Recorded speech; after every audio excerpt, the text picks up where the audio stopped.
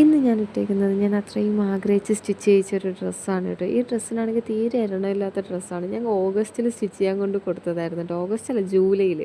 സംഗതി എനിക്ക് സ്റ്റിച്ച് ചെയ്ത് എനിക്ക് മേടിക്കാൻ പറ്റിയതും കിട്ടിയതും ഡിസംബറിലായിരുന്നു. ഞാനും എൻ്റെ ബെസ്റ്റ് ഫ്രണ്ട്സും പിന്നെ എൻ്റെ ഒരേ ഒരു അനിയനും പിന്നെ എൻ്റെ ഇക്കു ഉണ്ടായിരുന്നു, ഇക്കുവിൻ്റെ ബെസ്റ്റ് ഫ്രണ്ട് ഉണ്ടായിരുന്നു. ഞങ്ങളെല്ലാവരും കൂടെ ഒരു ഫോട്ടോ എടുക്കാൻ വേണ്ടിയിട്ട് ഫോട്ടോഷൂട്ട് പരിപാടി എന്നും പറഞ്ഞ് വർക്കലയാണ് പോയത് കേട്ടോ.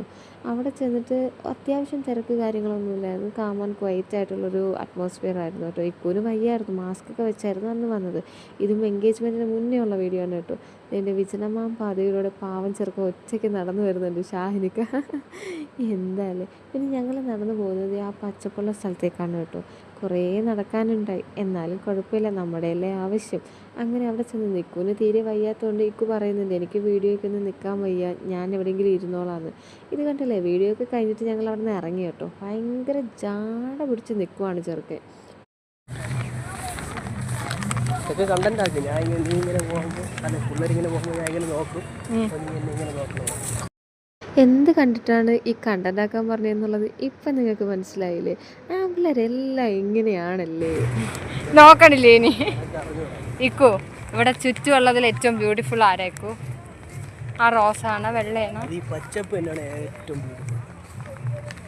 എന്നാലും ഞാനാണെന്ന് പറയല്ലേ.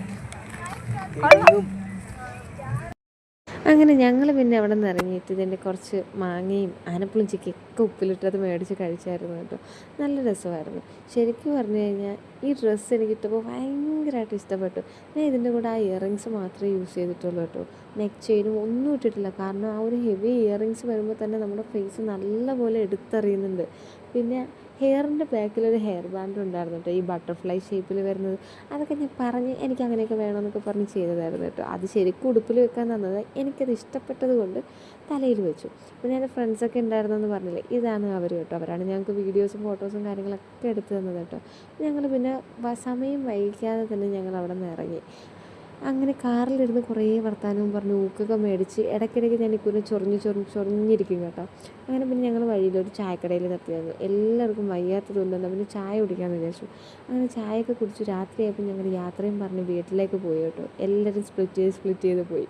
അങ്ങനെ വീട്ടിൽ ചെന്ന് കഴിഞ്ഞപ്പോഴാണ് ഹെയറൊക്കെ ഒന്ന് അഴിച്ച് പറക്കി സെറ്റ് ചെയ്തിട്ട് ഇങ്ങനെ ഒന്ന് കെട്ടിയിട്ട് കേട്ടോ. എനിക്കിത് ഭയങ്കര ഇഷ്ടപ്പെട്ടു കേട്ടോ. ഞാൻ ശരിക്കും മുടി വെട്ടിക്കളയാമെന്ന് പറഞ്ഞിരുന്നതാണ്. അപ്പോഴാണ് ഞാൻ എൻ്റെ മുടിക്ക് ഇത്രയും ഇറക്കമുണ്ടെന്ന് അറിഞ്ഞത്. അപ്പം ഇന്നത്തേക്ക് ഇത്രയേ ഉള്ളൂ. Tata bye bye, see U.